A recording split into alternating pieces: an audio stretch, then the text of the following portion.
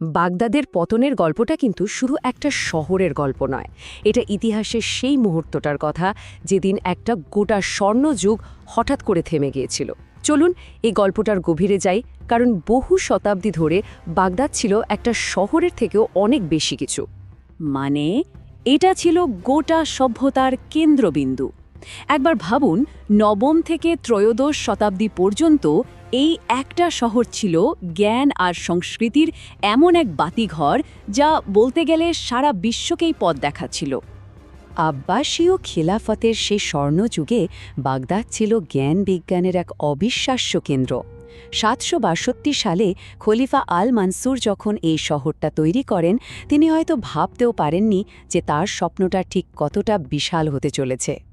যখন এর সেরা সময়, তখন প্রায় ১০ লক্ষ মানুষ এই একটা শহরেই থাকত। আরব, পার্সিক, গ্রিক, ভারতীয়, যেন গোটা পৃথিবীটাই এসে মিলেছে এখানে। আর একটা ব্যাপার শুনলে অবাক হতে হয়, সেই ১০ম শতাব্দীতেই এখানে ছিলেন ৮০০রও বেশি ডাক্তার। পৃথিবীতে তখন এমন কোনো শহর ছিলই না। আর এই বিশাল শহরের ঠিক কেন্দ্রে ছিল বায়তো আল হিকমা, মানে প্রজ্ঞার ঘর। কিন্তু এটা শুধু একটা লাইব্রেরি ছিল এমনটা ভাবলে কিন্তু ভুল হবে। না না, এটা ছিল তার চেয়ে অনেক বড় কিছু। এটা ছিল গোটা মানবজাতির জ্ঞান বিনিময়ের সবচেয়ে বড় প্ল্যাটফর্ম, যেখানে গ্রিক দর্শন, পারসিক জ্যোতির্বিদ্যা আর ভারতীয় গণিত সব কিছু মিলেমিশে একাকার হয়ে গিয়েছিল। আজ আমরা যে বীজগণিত বা অ্যালজেব্রা ব্যবহার করি, তার জন্ম কিন্তু এখানেই, আল খোয়ারিজমির হাতে। আবার ধরুন চিকিৎসার কথা, আল রাজি আর ইবনে সিনার কাজ এতটাই যুগান্তকারী ছিল যে প্রায় ৬০০ বছর পরেও ইউরোপের সেরা বিশ্ববিদ্যালয়গুলোতে তাদের বই পড়ানো হতো।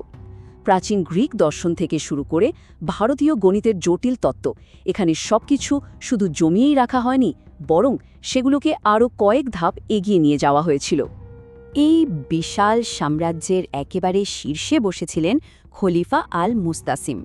তার ক্ষমতাকে তখন অসীম মনে করা হতো, তার রাজ্যকে ভাবা হতো অজেয়। কিন্তু ইতিহাস আমাদের বারবার কি শিখিয়েছে? ক্ষমতা কখনোই চিরস্থায়ী নয়।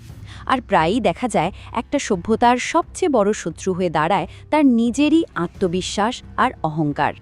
বাগদাদের এই ঝলমলে আলোর আড়ালেই হাজার হাজার মাইল দূরে মঙ্গোলিয়া তৃণভূমিতে একটা ভয়ঙ্কর ঝড় দানা বাঁধছিল। এমন একটা ঝড় যা গোটা বিশ্বকে চিরদিনের জন্য বদলে দিতে আসছিল। এই ঐতিহাসিক সংঘাতের দুই দিকে ছিলেন সম্পূর্ণ বিপরীত চরিত্রের দুজন নেতা। একদিকে বাগদাদের খালিফা আল মুস্তাসিম, যিনি নিজের ক্ষমতার অহংকারে ডুবেছিলেন আর বাইরের দুনিয়া নিয়ে একেবারেই অপ্রস্তুত। আর অন্যদিকে চেঙ্গিস খানের নাতি হালাকু খান, ঠান্ডা মাথার, নির্মম এবং নিজের লক্ষ্যে একদম স্থির। হালাকু খানের উদ্দেশ্যটা ছিল ভয়ঙ্কর রকমের পরিষ্কার। গ্রেট খানের নির্দেশ ছিল একটাই, পশ্চিমে যাও, আর যারা আমাদের আধিপত্য মানবে না তাদের অস্তিত্বই মুছে ফেলো। এখানে কোনো আলোচনা বা দরকষাকষির জায়গা ছিল না। অবশেষে সেই দিনটা চলে এলো। ১২৫৮ সালের জানুয়ারিতে হালাকু খানের বিশাল সেনাবাহিনী এসে পৌঁছল বাগদাদের দরজায়। তারা টাইগ্রিস নদীর দুই পারে ঘাঁটি গাড়ল আর পৃথিবীর শ্রেষ্ঠ শহরটাকে চারদিক থেকে পুরোপুরি ঘিরে ফেলল। শহরটার পতন ঘটল অবিশ্বাস্য দ্রুত গতিতে। ২৯শে জানুয়ারি অবরোধ শুরু হলো। ভাবা যায়, মাত্র এক সপ্তাহের মধ্যে ৫ই ফেব্রুয়ারি শহরের পূর্ব দিকের দেয়াল ভেঙে পড়ল। ১০ই ফেব্রুয়ারি খলিফা আত্মসমর্পণ করলেন, আর ১৩ই ফেব্রুয়ারি শুরু হলো সেই ভয়াবহ ধ্বংসলীলা। খলিফার শেষ এবং সবচেয়ে মারাত্মক ভুলটা ছিল এটা বিশ্বাস করা যে নিঃশর্ত আত্মসমর্পণ করলেই হয়তো শহরটা বেঁচে যাবে। তিনি আসলে বুঝতেই পারেননি যে হালাকু খান জয় করতে আসেননি, তিনি এসেছিলেন ধ্বংস করতে। তার একটাই লক্ষ্য ছিল বাগদাদকে পৃথিবীর মানচিত্র থেকে মুছে ফেলা। আত্মসমর্পণের পর যা ঘটল তা মানব ইতিহাসের অন্যতম কালো এক অধ্যায়। এই ধ্বংসযজ্ঞটা শুধু মানুষের জীবনের ওপর ছিল না, এটা ছিল সরাসরি জ্ঞানের উপর এক ব্রুটাল আক্রমণ। প্রজ্ঞার ঘর বায়াদ আল হিকমা পুড়িয়ে ছাই করে দেওয়া হলো। মানে ৫০০ বছরের জমানো জ্ঞান, গ্রিস, পারস্য আর ভারত থেকে সংগ্রহ করা অমূল্য সব পাণ্ডুলিপি এক মুহূর্তে আগুনে শেষ হয়ে গেল।